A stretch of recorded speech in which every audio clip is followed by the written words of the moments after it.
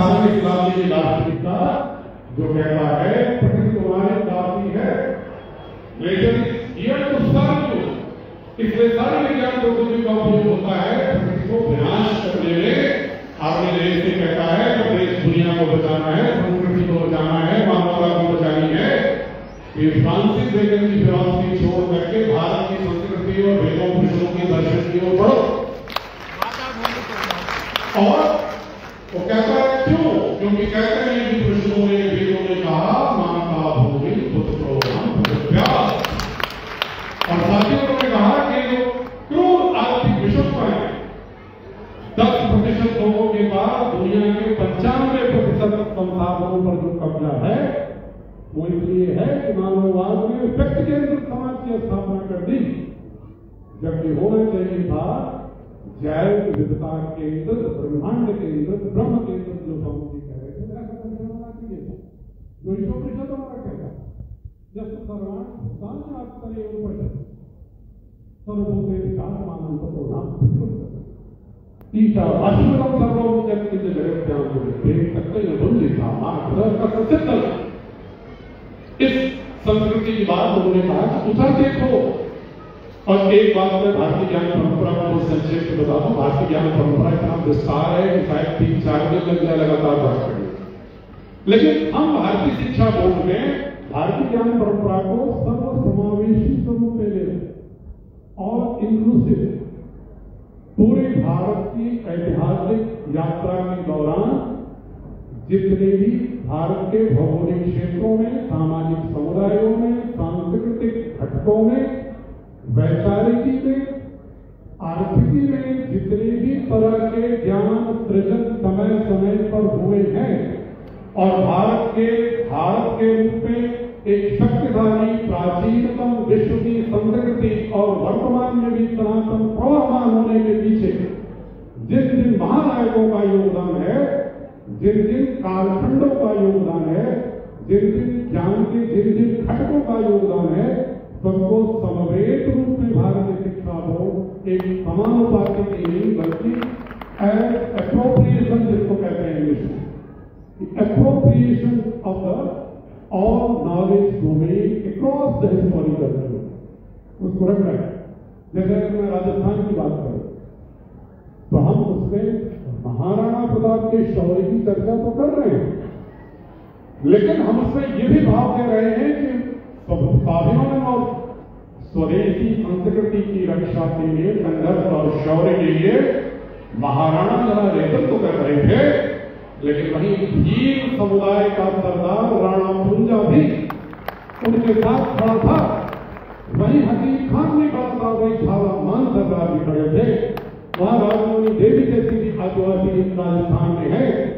अगर रानी लक्ष्मीबाई ने झांसी में युद्ध किया अंग्रेजों से, तो वहीं तमिलनाडु की मदुरई की एक अनुसूचित जनजाति की क्वीन वेलू नचियार और उसकी महिला वॉरियर की सेनापति कोयली ने जो संघर्ष किया, उसको भी हम पूरा सम्मान देंगे, पूर्वोत्तर भारत को भी सम्मान देंगे, कश्मीर को भारत को भी सम्मान देंगे, ताकि पूरा राष्ट्र आचार्य चाणक्य के अखंड भारत की धारणा से आगे बढ़े।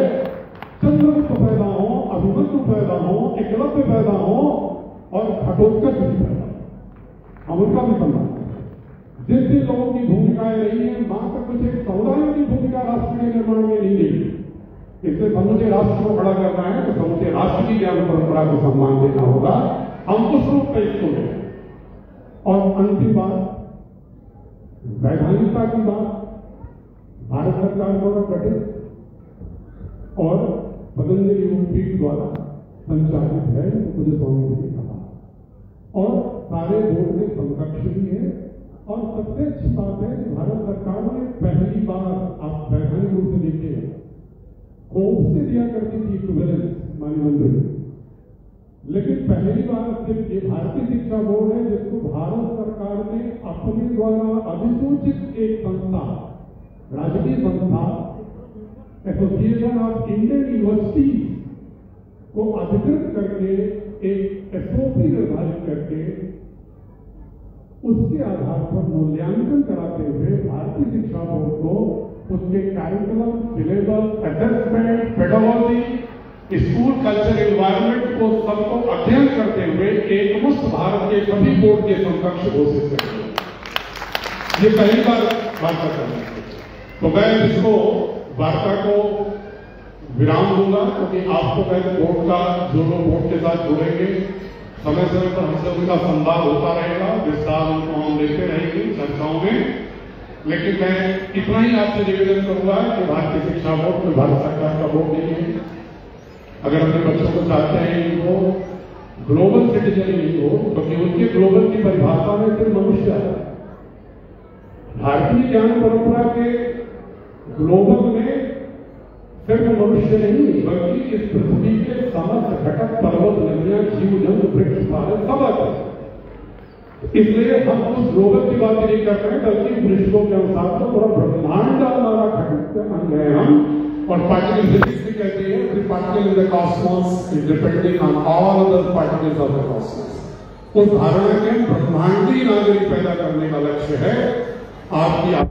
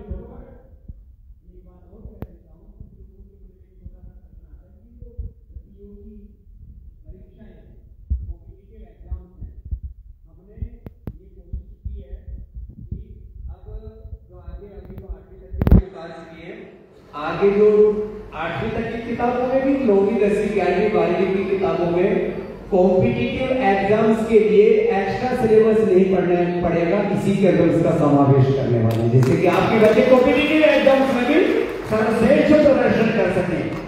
तो आज कार्यक्रम बहुत ही गरिमा के साथ संचालित हुआ और हमारे महामहिम जी की गरिमा में उपस्थित है। एक बार जोरदार इनका अभिनंदन है। इनके आशीष के लिए हम इनको आमंत्रित करते हैं। आपने आकर के हम सबको आशीषित किया है, उपकृत किया है और कुछ चंद शब्दों में कह रहे हैं, मैं अपनी बात को यहाँ पर रखूंगा। तो एक बार जोरदार अभिनंदन महामहिम साहब का। आप सबके ऊपर इनका अनुग्रह है और हमारे लिए श्रद्धेय हैं, ज्ञान वृद्धि भी है, वयो वृद्धि भी है, अनुभव में भी बड़े हैं। प्रणाम भाई भाई। मंच पर उपस्थित परम पूज्य स्वामी रामदेव जी बाबा, राजस्थान के मंत्री डॉक्टर किरोड़ीलाल जी मीना, शिक्षण मंत्री मदन लाल जी, डॉक्टर अनिल जी शर्मा जी, ऐसी अग्रवाल जी, मीडिया के बंधु है, सरकार और सभी उपस्थित भाई और बहनों, रामदेव बाबा जी का व्याख्यान आपने सुना। बाबा जी की पतंजलि और उनका योग योगा सारे विश्व में अभी मालूम हो गया है। मैं उसके साथ साथ बाबा जी को ये मानता हूं कि हमारी भारतीय संस्कृति, जिन जिन लोगों ने उनकी रक्षा की, भारतीय संस्कृति का पालन किया, जो जो महानुभाव उसमें थे, उस पे श्रृंखला में रामदेव बाबा जी एक योगी बन के वो श्रृंखला में आते हैं, ये मेरी भावना है। हमारा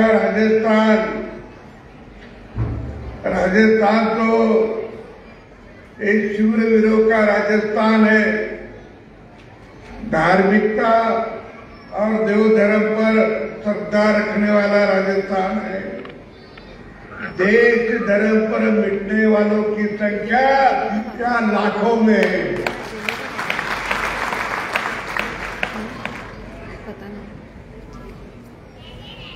ऐसा है कि पहला जो आक्रमण इधर हुआ 800 शताब्दी में बप्पा रावल ने उसका विरोध किया, वो 713 से 753 तक फिर यही रोकते गए। 1200 साल तक चला ये लड़ा, इसमें कितने लोग शहीद हुए, और वो इसीलिए हुए कि हमारे राष्ट्र की, हमारे मातृभूमि की और हमारे भारतीय संस्कृति की, हमारे धर्म की यहाँ कोई छेड़छाड़ न करे, हम उनसे यहाँ आने नहीं देंगे। इस भावना से लड़े, इस जिद्द से लड़े, इस पराक्रम से लड़े, और कम से कम 1200 साल लड़े। ऐसा ये राजस्थान है, गौ माता की सेवा करने में ज्यादा यहाँ के लोग भी ज्यादा है, ऐसे ये राजस्थान है। वेदों का अभ्यास और वेदों की परंपरा चालू रखने में जिन्होंने हमें योगदान दिया है वो स्वामी दयानंद जी भी यहाँ के थे। उन्होंने वेद का सभी और लोगों के पास पहुंचाया। अभी भी चालू है, लेकिन इतना करके भी हमारे मंदिर तोड़े, हमारे शिक्षा एक करी, हमारा सब कुछ किया, तो भी हमारी संस्कृति अभी जीती है, हमारा देव धर्म पर विश्वास अभी जीता है। वो किस कारण? तुम्हारा इस महान संत की परंपरा यहाँ है। हमारे अटल जी ने एक बार कहा था कि हमारा कृषि प्रधान देश है, वैसा रुचि प्रधान भी देश है। कृषि और कृषि की यहाँ बराबरी है, और इसीलिए हमारा देश आज सबसे अच्छा और मजबूत देश है, ऐसा उन्होंने कहा था। तो मैं 2 उदाहरण देना चाहता हूँ, कि मैं ज्यादा समय भी नहीं लूंगा, समय तो बहुत काफी हो गया है। पर आज अभी जो अपनी नीति चल रही है हमारे देश के सांस्कृतिक पालन पोषण, अब साधु संतों ने जो किया है, उसी धरती पे आज नई शिक्षा नीति का, आज लोगों के तरफ नई शिक्षा नीति में वो सब पुराना भी आएगा, नया भी आएगा, ऐसी एक नीति बनाई गई। पर हमारी संस्कृति जो है, हमारे पूर्वज जो है, तो महर्षि अरविंद जी घोष ने उनके एक किताब में लिखा है, और वो किताब का भाषांतर पंडित जवाहरलाल नेहरू ने उनके किताब में किया है, हिंदुस्तान की कहानी में लिखा है। क्या बोले थे, क्या लिखा था अरविंद जी ने, महर्षि जी ने क्या लिखा था? वो लिखा था कि हमारा पूर्वज, क्या बौद्ध समय का हो या महावीर समय का हो या पुराना वेद के वहां के समय का हो, अभी वहां का कोई हिंदुस्तानी आज हिंदुस्तान में आया और हमने सामने बिठाया, तो वो बोलेगा, अरे तुम्हारे पास तो 10 अच्छे संस्कार थे और 10 अच्छे तुम्हारे पास तो बहुत बड़े थे, उसमें से तुम 9 खो गए, एक ही बचा। अरे अपन देखते हो कि हमारी बौद्धिक क्षमता कम हो गई, हमारी चारित्रिक क्षमता कम हो गई, हमारी नैतिक क्षमता कम हो गई और बहुत से कम हो गया।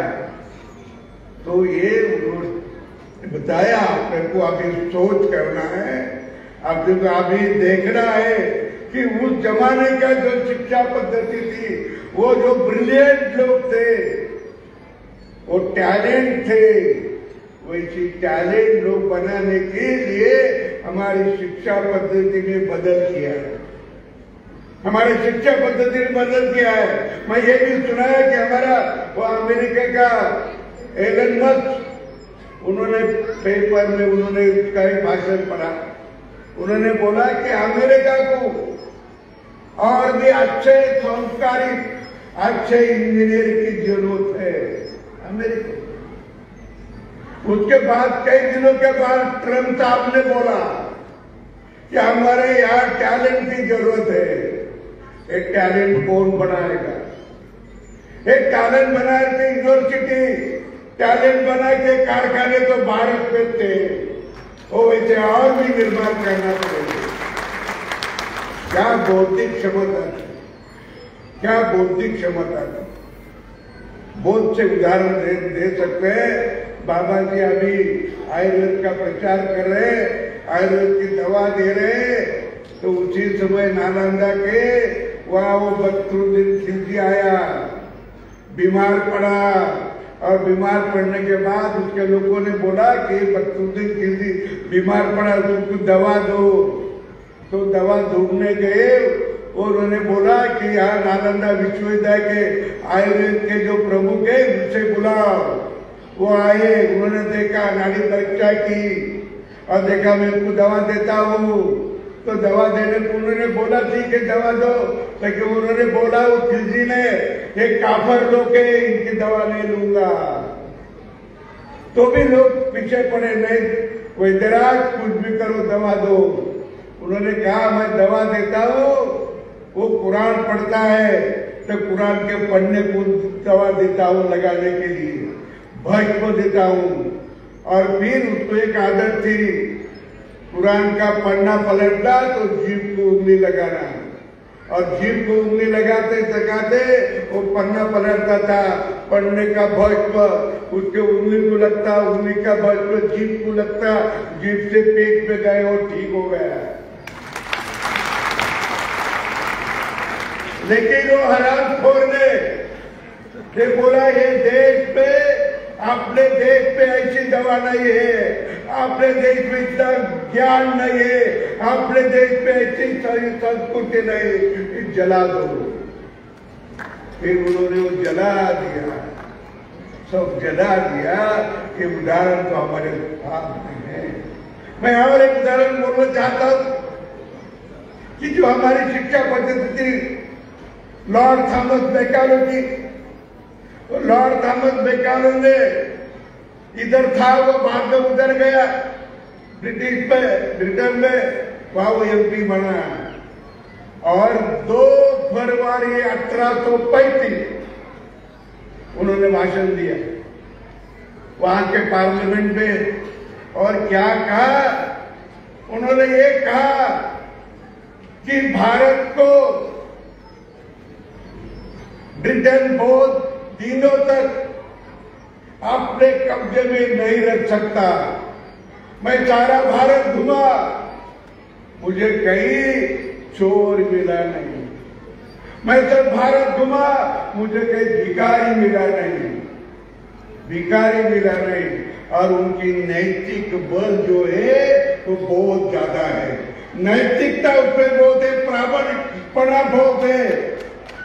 वो कम लिखे पड़े होंगे लेकिन नैतिक देव धर्म पे उनकी बहुत श्रद्धा है। वो अपने को ज्यादा दिन नहीं रखेंगे, ज्यादा दिन रखना है उनको अपना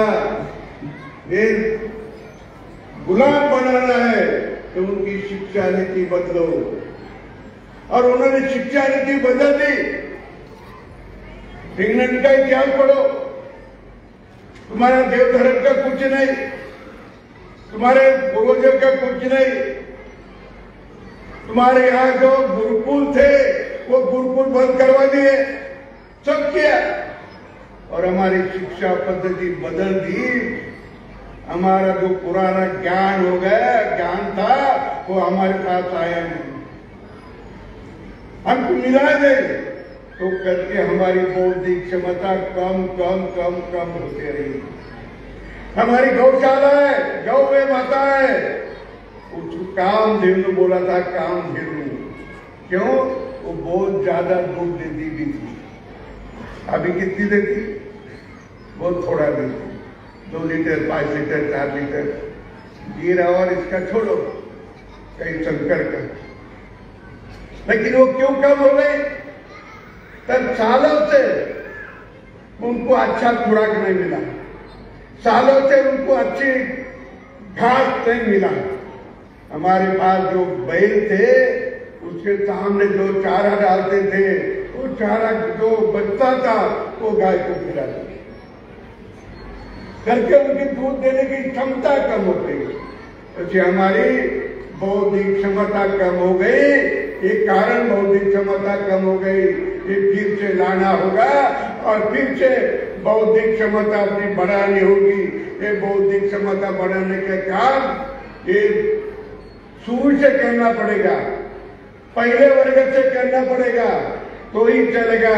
मैं यूनिवर्सिटी में जाता हूँ तो मैं एक बात बोलता हूँ, मेरे स्कूल में भी बहुत सालों से बता रहा था मेरे शिक्षकों को कि केवल पाठ्य पुस्तक नहीं पढ़ना, केवल पाठ्य पुस्तक नहीं पढ़ना, पाठ्य पुस्तक के अलावा भी कुछ ज्ञान दो। पाठ्य पुस्तक के अलावा कोई बच्चे को ज्ञान दो तो उसकी बौद्धिक क्षमता बढ़ सकती, अन्यथा नहीं।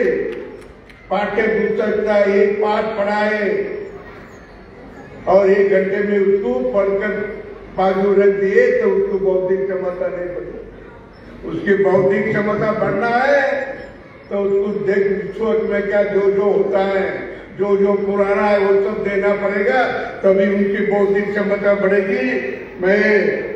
मुझे यहाँ बुलाया, हमारे सीएम जी आए थे और अग्रवाल जी, तो उन्होंने मुझे यहाँ वरण किया। मैं इधर बाबा जी आने वाले थे क्योंकि मैंने बोला हाँ मैं जरूर आऊंगा, और बाबा जी भी यहाँ आए। समय तो बहुत हो गया, मैं बाबा जी का और सभी आपका शुक्रिया अदा करता हूँ और मेरे वाणी को विराम देता हूँ। जय राजस्थान, जय भारत।